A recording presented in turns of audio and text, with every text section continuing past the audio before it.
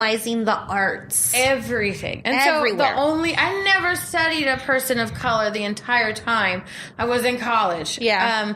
In English class I did, but it was always like a theme. Like it was something to be consumed. It wasn't a book on its own. Yeah. Like when we learned about magic realism in Mexico and Gabriel Garcia Marquez, it wasn't him as an author. It was, look at this cute little bunny we found. Okay, we're done with that. Let's move on to the real topic of this English class, which is all the other bullshit. Same with the art stuff. Like when I was taking art history, there was a feminist art part where we looked at feminist art, and then we never, like, what the fuck does that mean? It's not its own separate category. What does that mean? Like, I was so pissed. I was like, okay, so we're done talking about women making art unless it's related to their feminist, like, agenda? Like, not every woman that makes art has that agenda.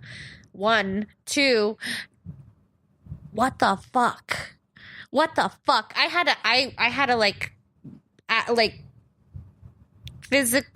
to come up to my teacher and ask him, so when are we going to learn about people of color? We're not. It's not in the curriculum. The last 2 days and were dedicated. Weren't on the test because they weren't valuable enough. Yeah, the last 2 days were the only time that, like, because I had to call it out.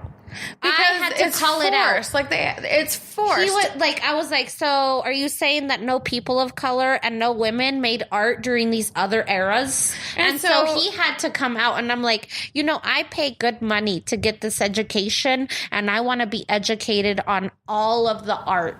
Exactly. When we're talking about art history, we're talking about art history that incorporates people of color and women. I even asked in class, when are we going to learn about music that's in the Eastern culture? Because Eastern culture has nothing to do with the same musical notations that we do. We weren't going to, because they only focused on Western music. And by Western, we mean European. Europe and Western. Not anything Not else. African, not indigenous, not Latin American. Not Middle Eastern, not South Asia. Nothing. None of that. Not even Russian. No, that is the Western. Western. Yes. Yeah. So Tchaikovsky or whatever. Tchaikovsky, Bartok, half the fucking shit's written by a Russian man. And there's a fucking worst. Yeah. Well, I mean, just talking about the sexism and the overt racism. And it's like, it's not even... It's so subtle, but if you don't... It's only subtle for them, because when you are not in that category, obvious. It's fucking grinding us down. Yeah, because then it's like, okay, so I'm not worth talking about because I'm not on the curriculum, I'm not on the agenda. I'm not enough. And you'll never get there. That's the point that they're trying to make when they exclude those voices, when they exclude those makers. That's what they're telling kids. And it just pisses me off a little bit that to be educated, you only way that you'll be an educated musician or artist or novelist is by learning strictly the white culture. Exactly. So I'm not enough on my own right if I only study Hispanic music. That's also Western music, but that shit's not talked about anywhere. No, not really. I mean, you have to go to a coastal place to really get that kind of education. And if it is mentioned, it's a blip in time. Like the jazz era, the fucking things that we learned was not even people of color. It was always how white people wrote jazz music. How they stole it. Yeah, and I was like, how fucked up is this? It's so fucked up. And you know what? But what we the Gershwins with their whole Rhapsody in Blue, and I'm like, listen, it is a beautiful song. It is beautiful. It doesn't overshadow or overvalue anyone else's, though. Just because it was recorded.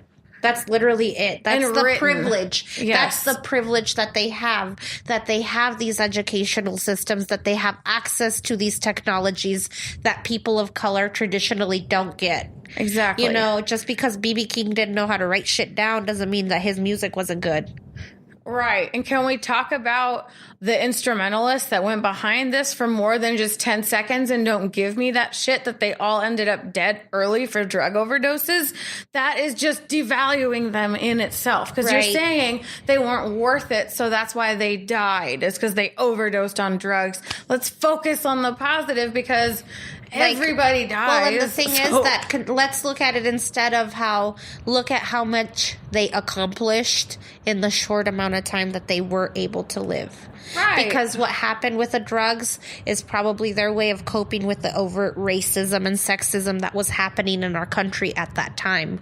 You have to remember that Billie Holiday wrote a song about strange fruit. And it was as a reaction to lynching in the South. That was still very prominent. If you don't think that, like, racism, institutional racism doesn't affect us emotionally and mentally and isn't killing us, then you don't understand how people work. And how uncomfortable it makes people feel. Like, I was in choir and we had to do gospels. And traditionally, Black gospel, rewritten though. It was not for even a white in audience. Yes, it was not in its original form, and I felt like such a fucking weirdo for singing it that way because it was whitewashed. Yes, and I'm like, this is no, and then so. Our director literally, it was written, the lyrics were literally written like, what's that term for the phonetics were written in there, but they said, we're not going to sing it that way. We're not going to use that accent. We're going to sing it this way. They're not going to use the black sense. Exactly. And so I'm like, on the one hand, I get it, because if I saw an entire choir of people white mimicking an accent, like literally making like black voice instead of black face, that would piss me off. Yeah. But I don't know. I don't know. It's kind of like when an all-white kids choir did Dreamgirls, and it was like, how though? Because the entire thing is literally about being a Black woman in the music industry and how we don't fit the mold. So you're gonna, yeah, that right there. Like, we're uncomfortable as it is, but then you don't even give us the room to be who we actually are. Right. Like, I doubt that those kids learned that song and were actually learned what it meant to sing that song. Right. Or like, and the history behind it and what does Dreamgirls mean. And we're not studying people of color because they weren't professional musicians. Bitch, please. We're not studying them because you don't feel that their music is valuable. Right. But Western music literally includes Hispanic music, jazz music, mariachi music. All of that shit is Western. But we're just going to focus on the white part of Western music. Well, it's because they weren't allowed into the venues that were considered white space, that were considered prestigious. Like, you're only going to learn about places that, like, the people who were in Carnegie Hall or whatever.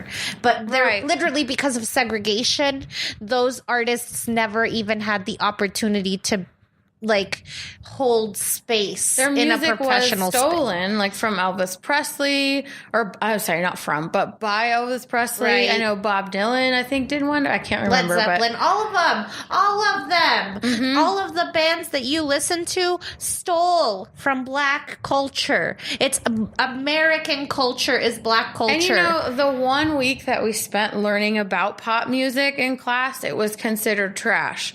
And the whole time they just made fun of it. And I'm like, you realize that this stems from rock music, and you realize this stems from blues and jazz and all the shit that you don't want to address. But you realize that their lens is from a white supremacy view. It's been put on them that way, though. It's like, I'm not racist because I listen to Charlie Parker's jazz.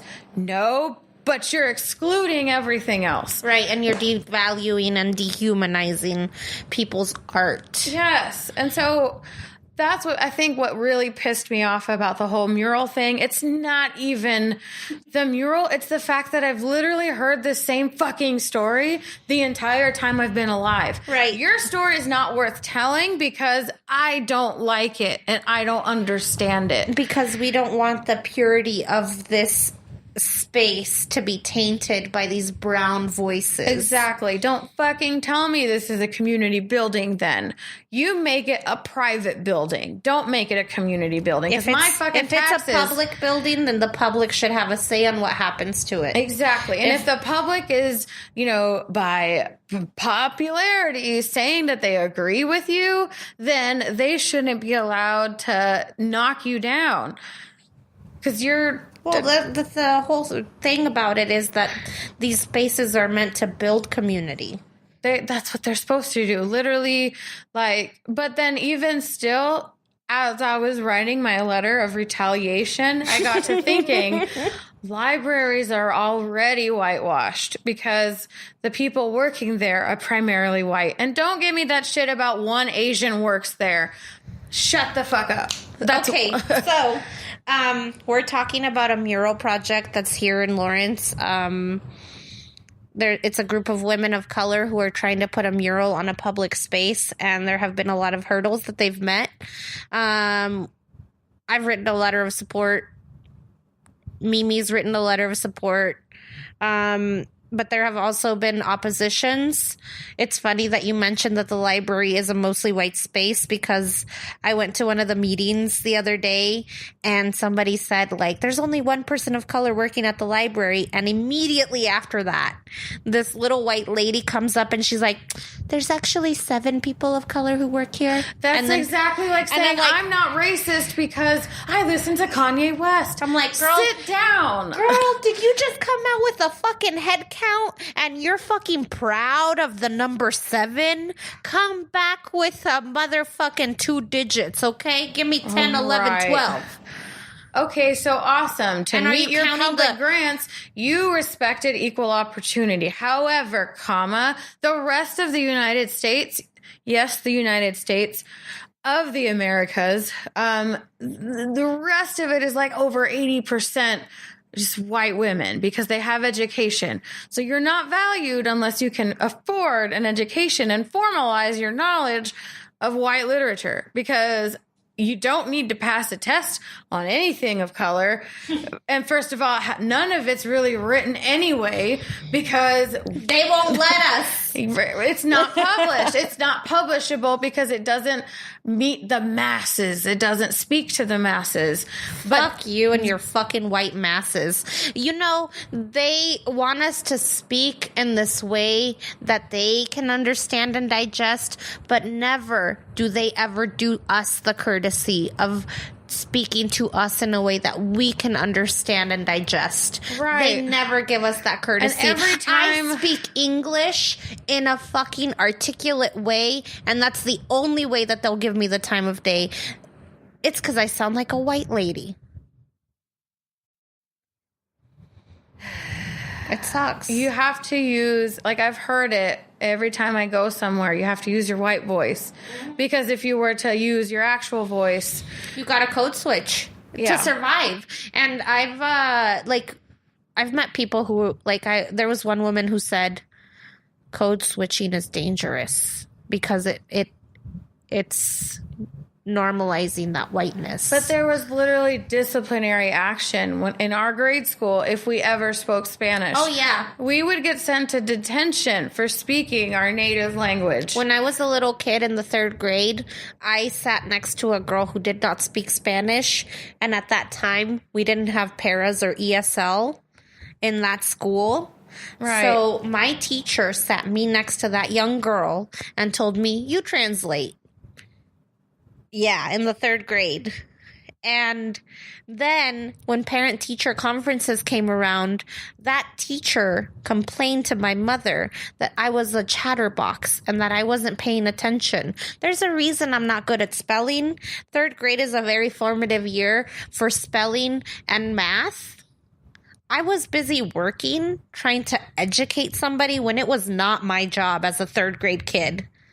I don't know my multiplication tables to this day. to the extent that I should, because a white woman decided to put a little brown kid doing a job that an adult should have been doing. My mom called her fucking ass out, and she's like, how the fuck do you think she's not going to talk when she's supposed to be translating? Shouldn't you have somebody doing that for her?